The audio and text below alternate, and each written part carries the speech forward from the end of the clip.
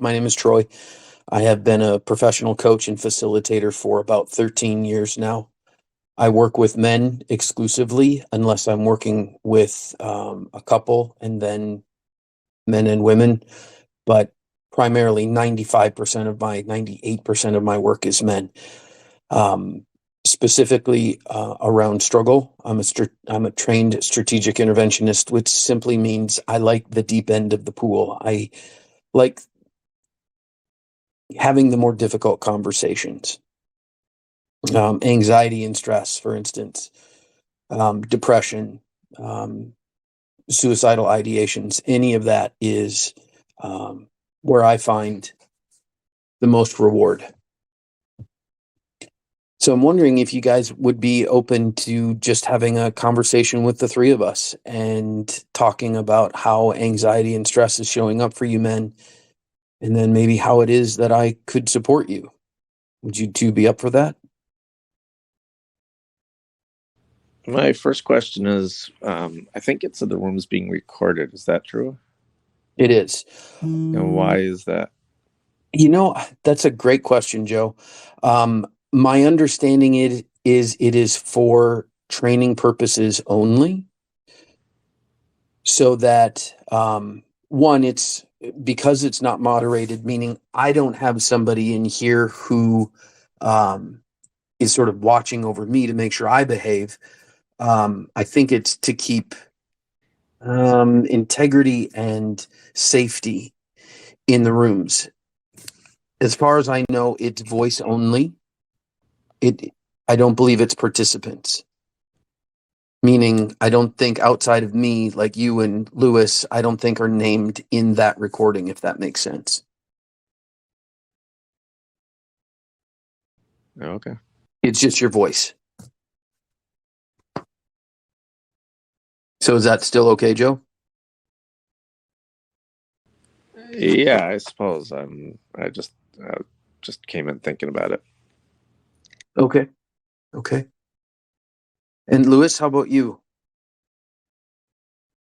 Well, of course, when we say each other's name, then, kind of annotates the recording, but it's okay. I mean, if men in suits come after me, then, we'll have a problem, but I don't think so. All right. If they can figure that out by both of your first names, we got bigger problems. But I appreciate that.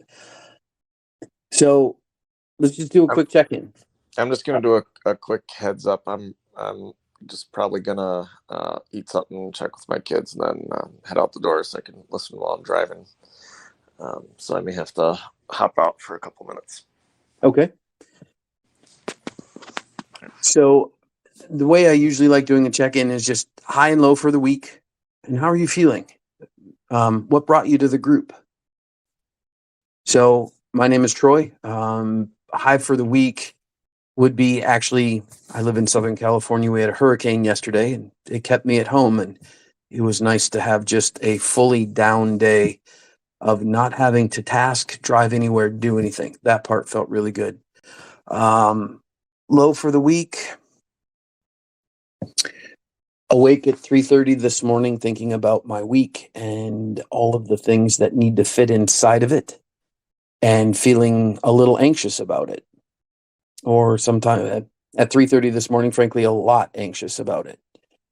I got up, I journaled, I got all of that out of my mind and onto paper where I could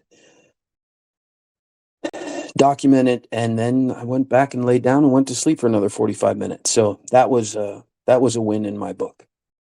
Today, feeling good. Emotion, let's see. Feeling happy, contented at a minimum. And with that, I'm in. Joe, do you mind checking in?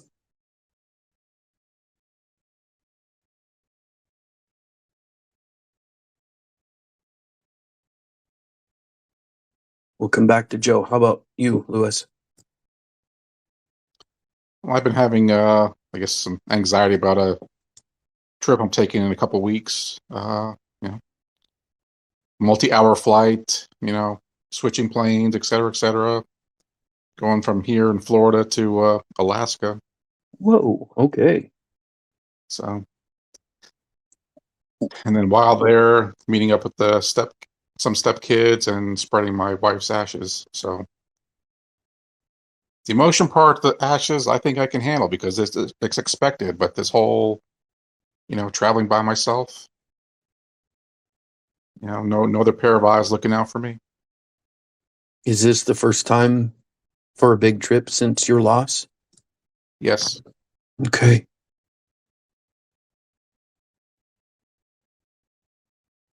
Is there something that really stands out for you as the driver of that anxiety?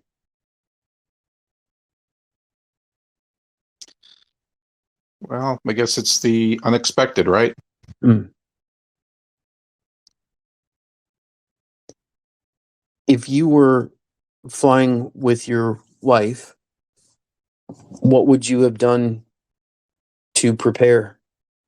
Was that part of your job in the relationship? She probably would have done the bookings and stuff like that. But it's like, okay, if I fall asleep on the flight and I start snoring, who's gonna make sure I don't embarrass myself? Or, if I start walking the wrong direction, or, even, someone watches the luggage while, someone else gets food or something. Mm-hmm. There's a little bit of worries in my head. Mm-hmm. And rightfully so.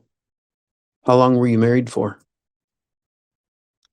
We were together 13 years. Okay. It was my first marriage, her second.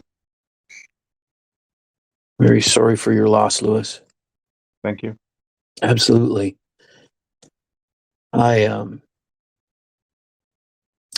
Is there anybody that could ride along with you on the journey?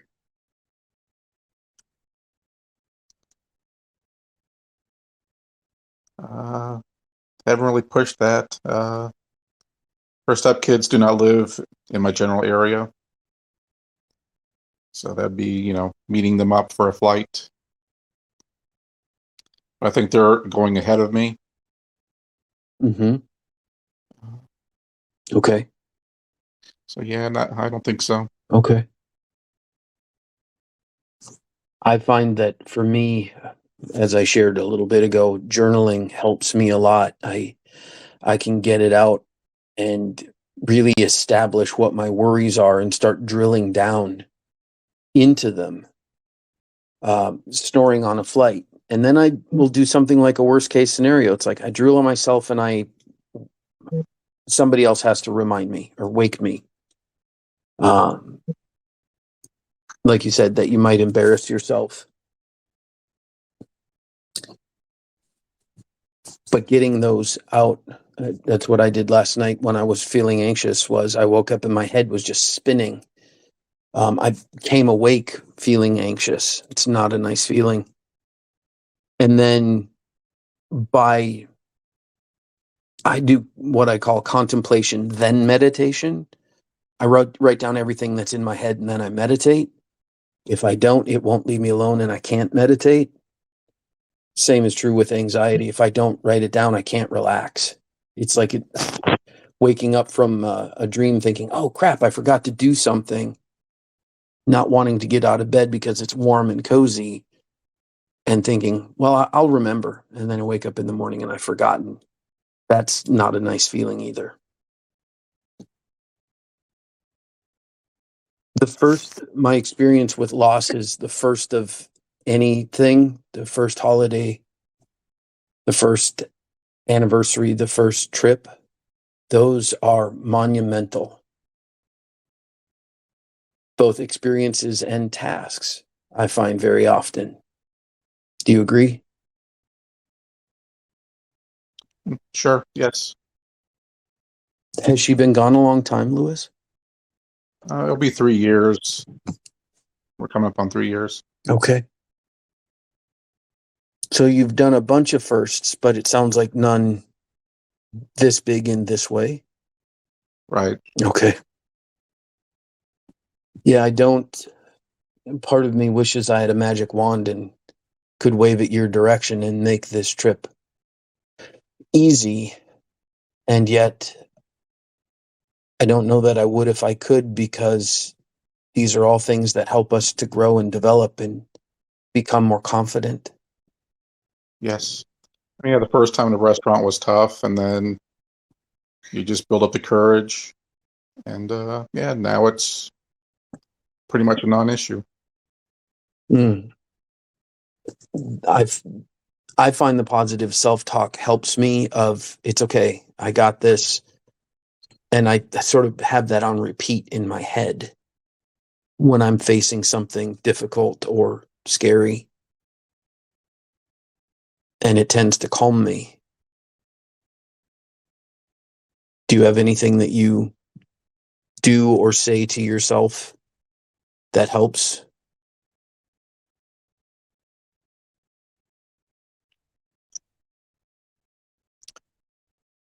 Not at that moment, no. Okay.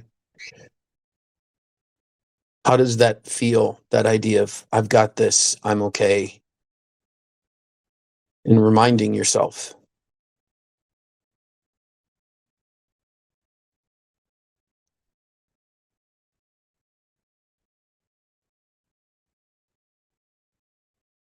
Well, I don't think I need to, push myself in that direction.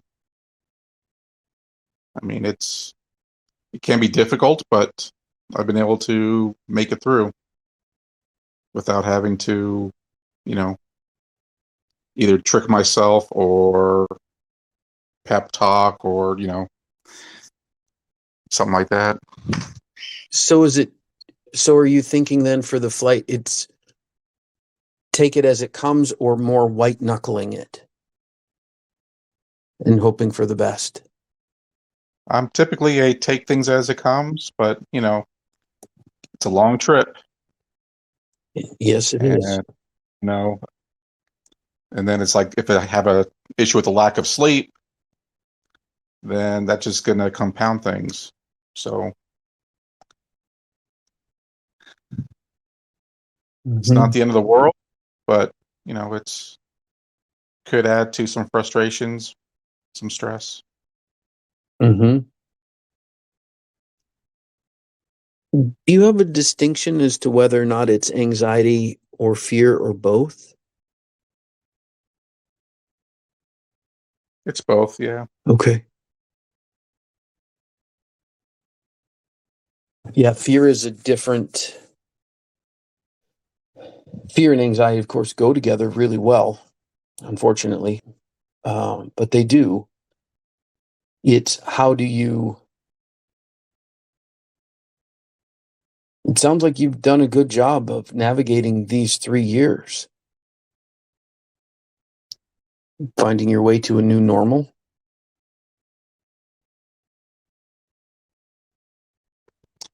Yeah, I've had some good friends help me along the way. A lot of it's also been, gratitude. Hmm. Before bed, it's like try to name the good things that happened. Just be thankful of at least 3 people from during the day. Nice. And just put that good energy out there. Gratitude practice is a huge benefit in my life. I didn't have one for a long time, people or things or experiences, and now I do it every night before bed. I have a gratitude journal that I keep, and I only one thing per evening, but I write a paragraph about it. I used to do 3, and I found out, for me, I figured I couldn't sort of feel it. Whereas if I pick one thing and write a paragraph, then I can really feel the gratitude. And for me, that's a nice experience.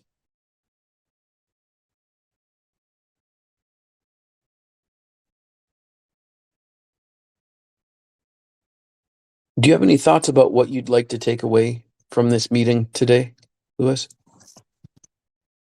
I was mostly curious what was going to be talked about here. Mm-hmm. I see that Joe dropped off. Yeah, I'm guessing he'll come back. He said he had to take care of some things with the kids. I find that a lot of the members come and go through the course of a call. Just life, and of course we've got, depending upon where he is, just getting off work and trying to wrangle kids can be a lot of fun this time of day. What part of the country are you in? Florida, you said, right? In Florida. Yeah. And going to Alaska, that has been a dream trip of mine.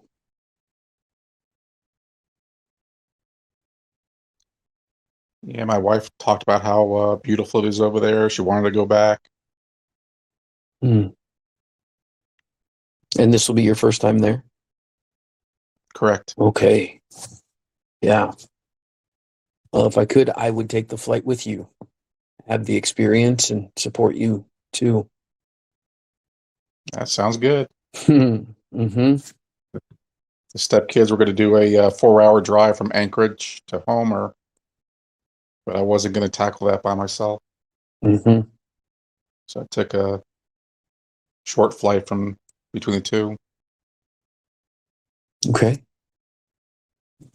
Yeah, that makes sense. So come back around on the anxiety piece. Gratitude, you said, is a part of it. Do you have other tools that you've found that have helped you?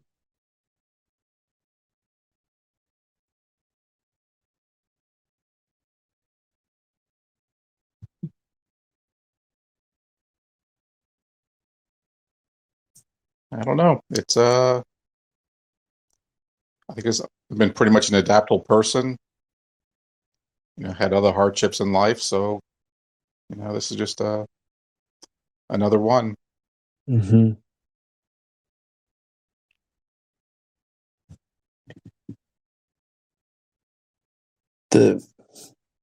Yeah, like I said, my experience with the first time of I lost a partner when I was 23. Sorry. I'm sorry. Thanks. It's a long time ago now. We would have been together 27 years, I think, at this point. And it really helped shape who I am as a man and as a coach to have that loss and to have that loss early. But I did almost a decade of hospice work, and seeing how different people move through the grieving process, through the loss process, really. We're all so different in how we handle it, or in some cases don't handle it. So I give you a lot of credit for going up and doing this, because you don't have to do it, and yet you're doing it. I love that. And it also helps that well, at the time I had 3 dogs, a cat, and 2 birds, so they kept the pace, the cycle. Get up, feed me, let me out. I didn't want to get in that bad cycle of sleep all day and then up all night and just throw off your whole biological rhythm. Mm-hmm. I agree. My aunt lives with me, and her daughter was killed nearly 30 years ago now. Goodness.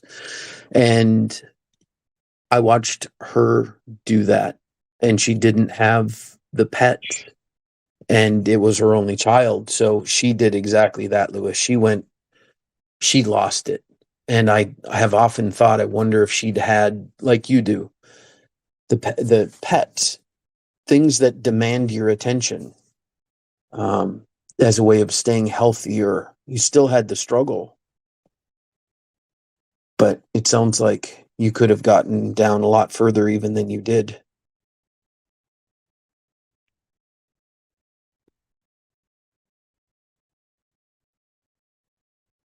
It's a lot. Yeah. and part of some widow support groups, and that helped. Mm-hmm. Um, Good. Is that still something you're a part of? Less so, because when they meet is middle of the day, and I'm actually trying to get out there and meet people and do things. Mm-hmm. Okay, good. Good. Community is. I just read a survey. I can't remember. Something like 27% of men, grown men today, don't have a friend. And we know we have a crisis of loneliness amongst men. And that was just more proof to me. So I'm glad that you're getting out there when you can. Joe, welcome back.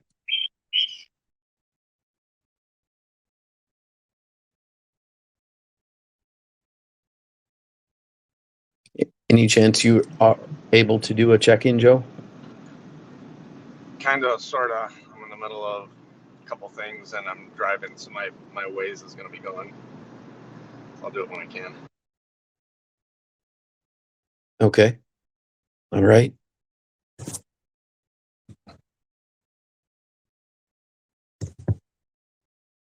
When do you leave, Lewis? In 2 weeks. Okay.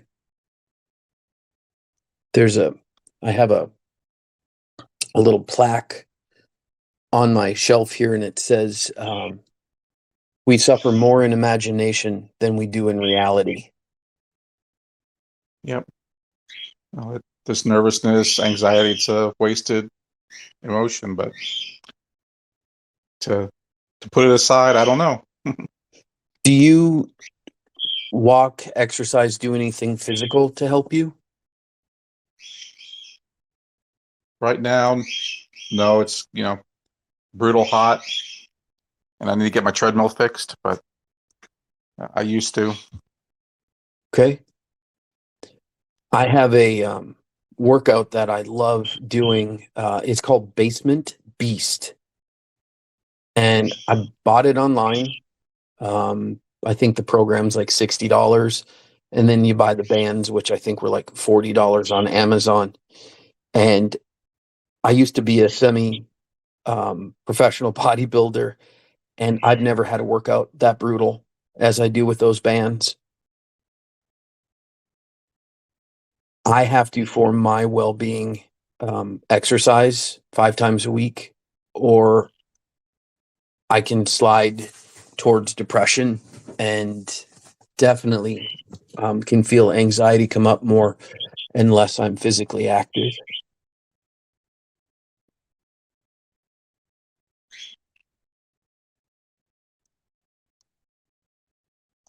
There was a book I read. Was the positive power of negative thinking? Mm-hmm. And it's anxiety doesn't have to be a bad thing. It just, if you use it to help you prepare.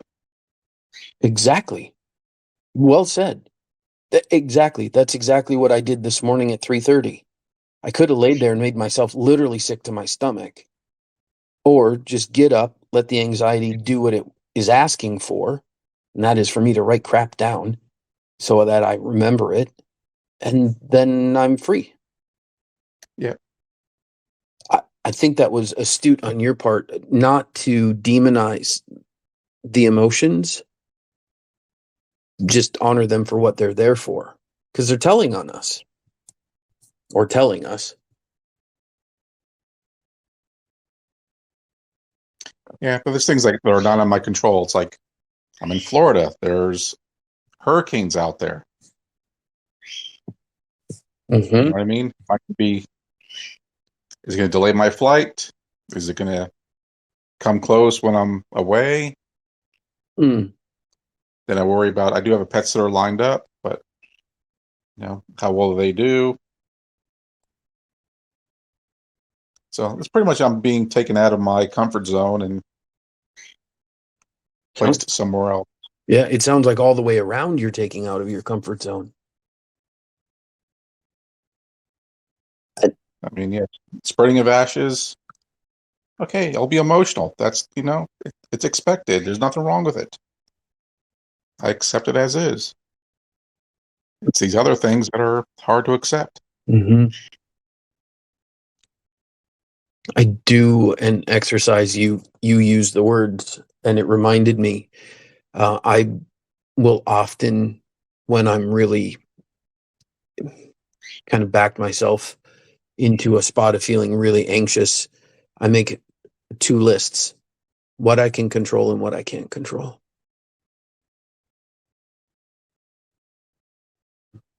And that helps me because I want to control everything.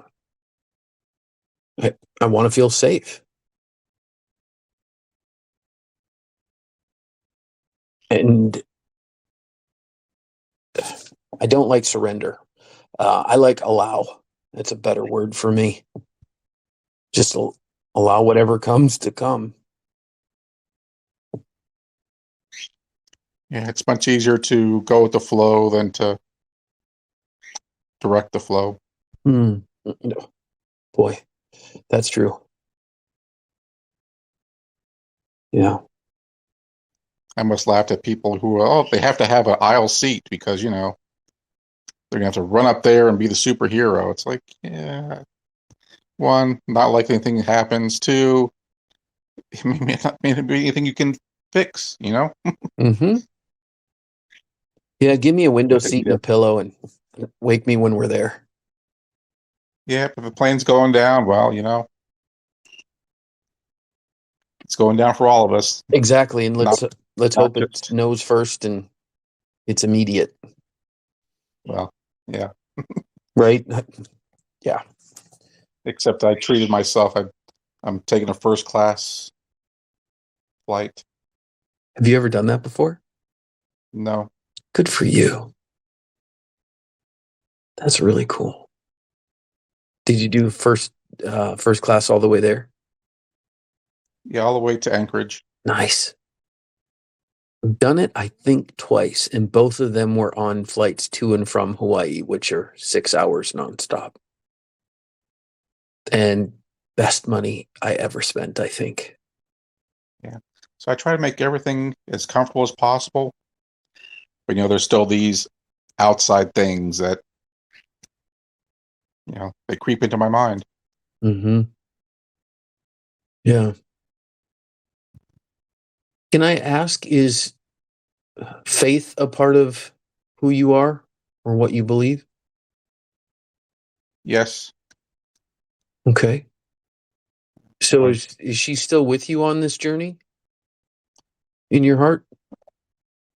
Yeah, it's something she wanted.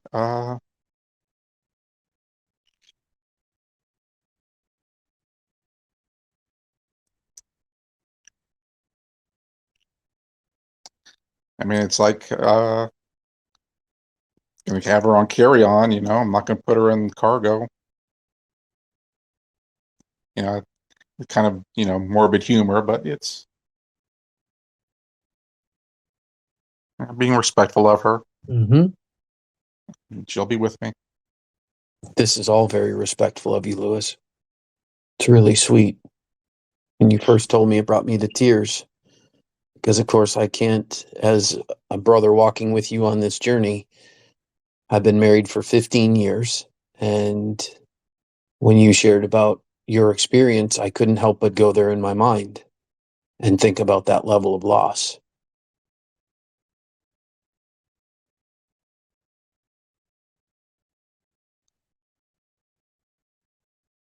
Just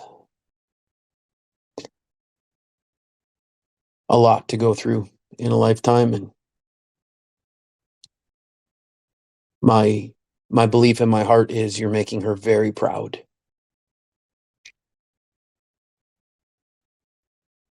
Well, thank you. Mm-hmm. A lot of men wouldn't do it, Lewis. A lot of men wouldn't walk through their fear, their anxiety. They would just not do it.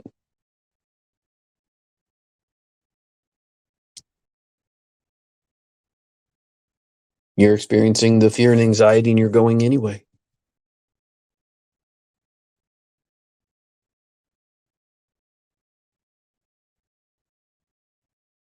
So I hope you can be proud of you.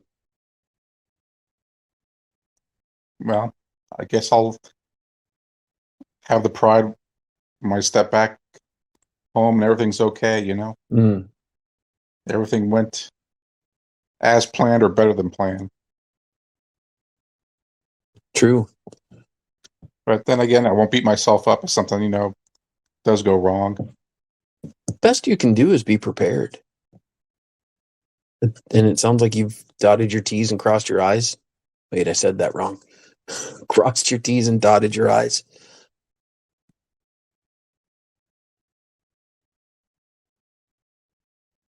Yeah. So do you have any questions for me, Lewis? Anything I could help you with beyond what we've talked about? You're thinking journaling is going to be helpful, or I know I've made a list today of some getting into crunch time, but do you think journaling would also help? It's helped me a lot, Lewis. I had a bunch of losses in the last 7 years. One of them, my mom. One of them, my family home, which we sold after my mom died. Had been in my family for 50 years. And just life, and of course, COVID, other things. And journaling is something, one, I love that I can get it out and be able to reread it. Also to be able to go back to it and see, remind myself or get to show myself how far I've come. That helps a lot. The other thing that I'll share with you that I do is something like journaling, but it's called free writing. And the idea with free writing is, and if you Google it, you can find the guidelines, but I'll share them with you. Sit down with a pen and paper, or open a Word document on the computer, which is what I do. And I set a timer for 20 minutes. I don't worry about punctuation, spelling, capitalization, nothing. And I just start typing, usually with a question. Might be a question like, how do I work through anxiety? What would need to happen? And then I answer the question. But the goal with free writing is no matter what happens, you don't stop writing or typing. And the idea is to move past that, what the Eastern philosophy people call the monkey mind or ego. We get to what's underneath by just writing. And I have been so surprised at the wisdom, if you will, that's come out of myself that felt hidden from me by practicing this. And I've been shocked at how fast 20 minutes can go. And there have been times when the timer went off and I just kept going because it felt so good and freeing. It's a place I can go in and rant and rage and be pissed off at the world and God and just unleash it all. Angry, sad, happy, it's all welcome there.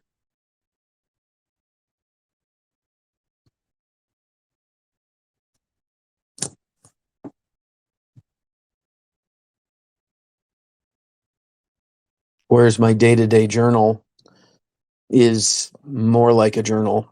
I start each entry with how I'm feeling that day, time of day, which is almost always early morning, and then my mood, so that when I go back and reread it, if I do that, I know what mood I was in when I wrote it, which makes a huge difference. And then it's what's most alive for me, what's going on with me. And then I just write down details. And sometimes it's 3 sentences, sometimes it's 6 paragraphs. Just depends on what I need.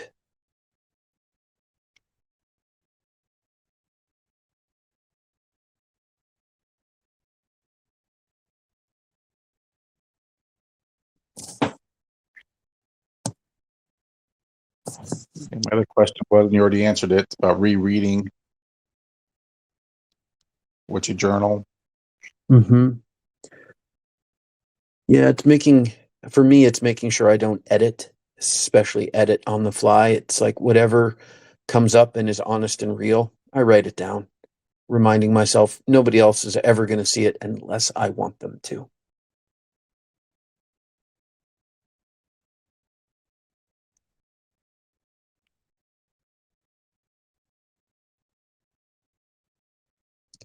And the other piece I would give you that I have done now for years, and that is meditation. It gets talked about a lot out in the world. I contemplate, which I had shared with you, that I keep a notebook. I have a couch in my living room that I meditate on every morning, and in the table next to it, so I keep a notebook there, and I sit down, and for the first 3 to 5 minutes, I'm just writing stuff down that is coming up for me, whether it's, hey, you forgot to call so and so, or, oh, yeah, that's right, I need to buy this thing or make that payment, whatever. And I write it down. And then when I go into meditation, I can actually be there because my brain isn't just beating the hell out of me with all this stuff. It's like, no, it's handled. Got that covered. And the way I meditate is I listen to a fan. I have a fan that stands in the corner of the living room and turn it on low. And I listen to it. And whenever my mind wanders off, I just come back and listen to the fan. And when I first started for the first month, I'm like, in a 20-minute meditation, I must have come back to the fan 100 times because my mind kept wandering off. And I liken it to, I grew up on a farm and raised horses, and the more time you spend training a horse, the more well-behaved they are. Well, it's absolutely true of our mind as well. But most of us don't work very hard on training our mind because it's ours. And we think it should behave. It should behave, rather. And it doesn't. At least mine doesn't. So meditation to me is mind training it to sit and stay when I tell it to.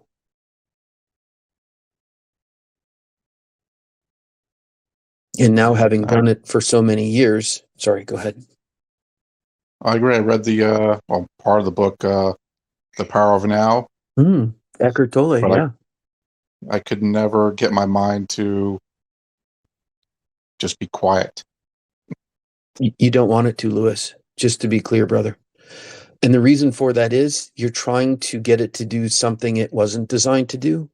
It was designed to talk to you because it's your external feedback.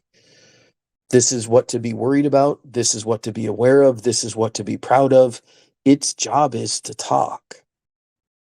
My job is to listen and being able to discern whether what it's talking about is actually true, relevant, and important. But you will be in a race to futility if you try and get it to be quiet, because it's not meant for that. With enough practice, you'll have gaps. I have gaps where there's sort of nothing. It is quiet. But the minute I try and get it to be quiet, it pushes back at me. And it gets louder. It's like dealing with a 4-year-old. It's going to get my attention, whether it's in a good way or a negative way, but it's going to get my attention.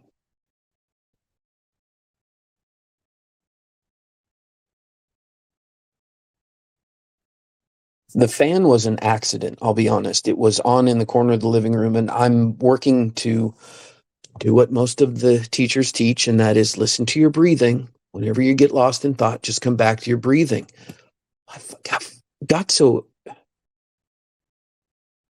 I was even being critical of my breathing. Oh, that one was too shallow. That one was too deep. Why did I whistle when I exhaled? It's like, shut up.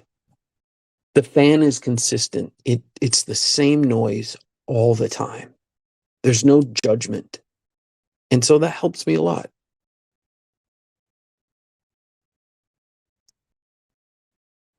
Yeah, because I heard about the humming or repeating some kind of phrase or Mm-hmm. mumbo jumbo Yep. word. Yep.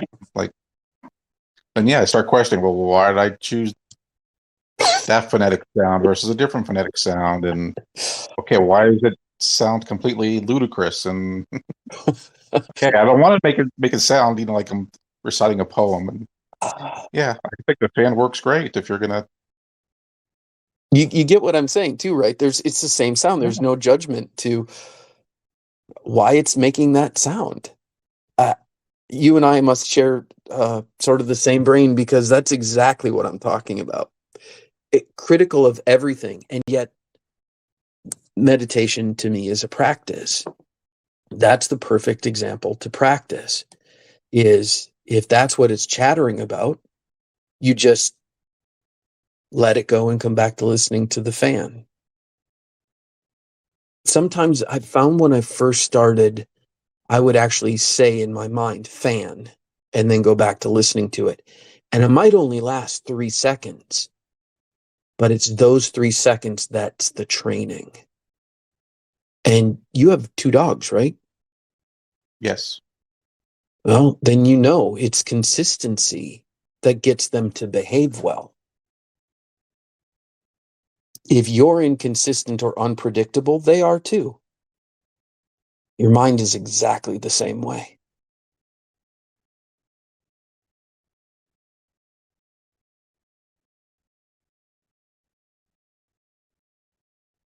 Growing up on a farm, I spent countless hours on a tractor long before there were headphones, and I wouldn't have been allowed to wear them anyway for safety.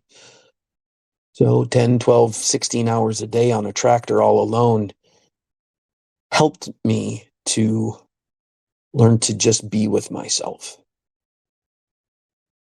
But I think most people today actually can't almost tolerate being with themselves.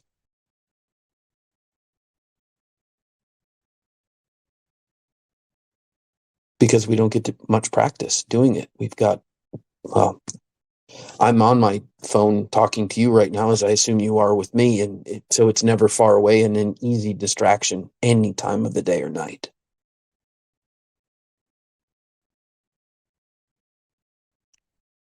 But it doesn't help me to heal what I need to heal from. Only time and attention are going to do that.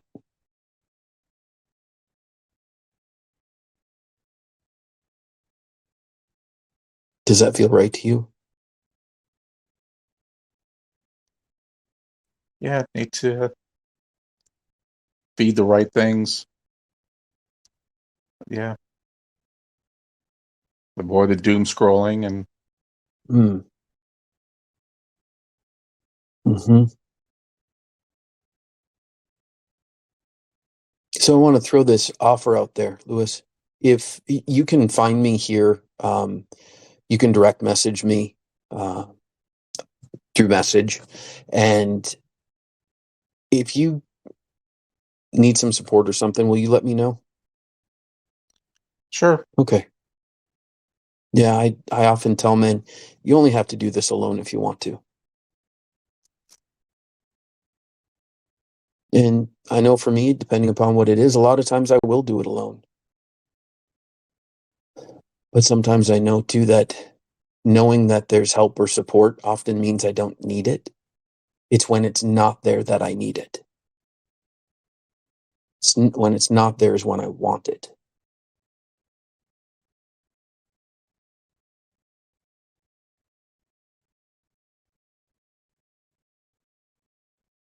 So yeah, if you want to take down my name, actually, wonder if I can message you. Yeah, I can.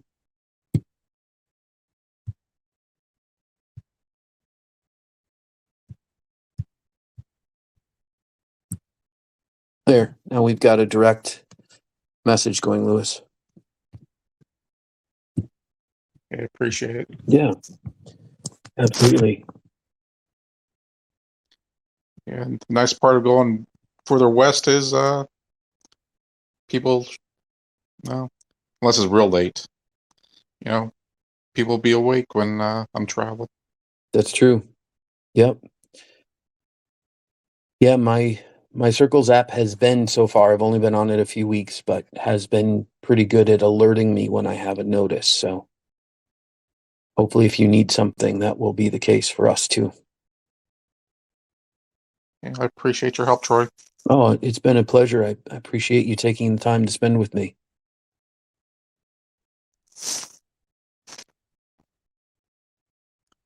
That was helpful. I'll have to make sure I have a pad and paper by the bed and jot down some thoughts, fears, or whatever, and maybe they can just stay on the paper and not carry them with me. Absolutely. I'd love to hear what your experience is if you want to share it as you go into the practices of these.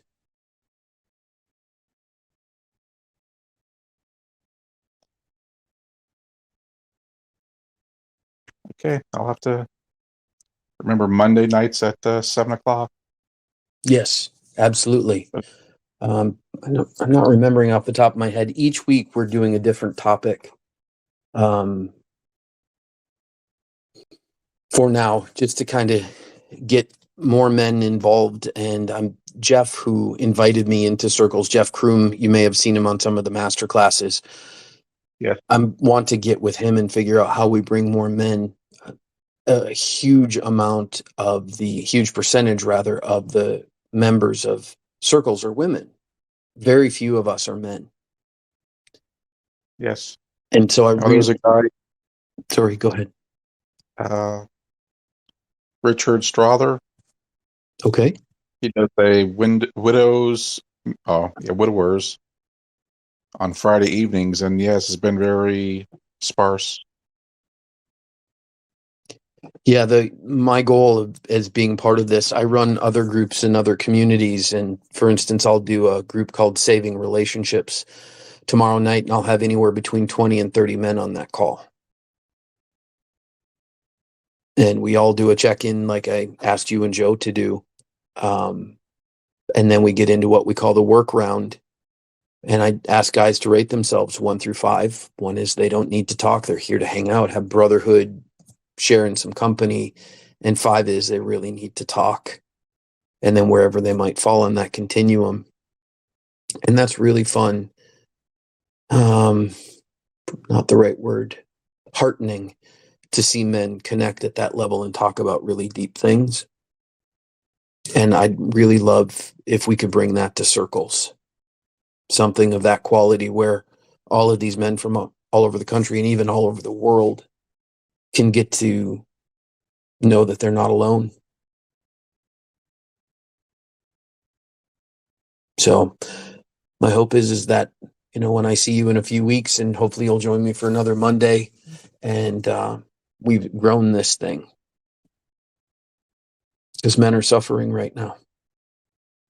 Yes, I saw a thing in psychology today about men and loneliness, and that their wives are the ones who are the planners and the social arrangers and stuff like that. And men don't do that on their own typically. No, we don't. We've always been part of small communities or tribes, and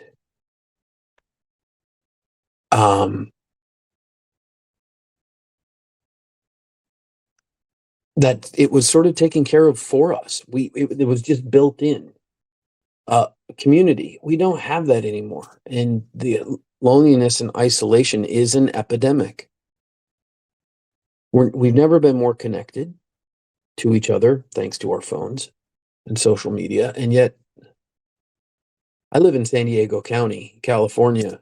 There's 4 million of us that live in this county, and there are times I can feel lonely. It's like, how is that possible? Yeah, it's not a meaningful relationship. Right. Exactly. So part of why I do the work that I do in the afternoons and evenings running men's group is so that I can feel connected, so that I feel a part of communities, And so I feel like my life has some meaning, like I'm contributing something. Excuse me. And everything that I do here in circles, um, especially the other communities that I'm in that are bigger, this is all volunteer time for me. I don't get paid for this. Thank you. Oh, absolutely welcome, Lewis. I feel blessed that I get to have these kinds of conversations when a lot of other men are talking about football or baseball or the stock market and not actually connecting with each other. This is what I crave. So again, I appreciate you. I know this was not at all what you were probably expecting tonight.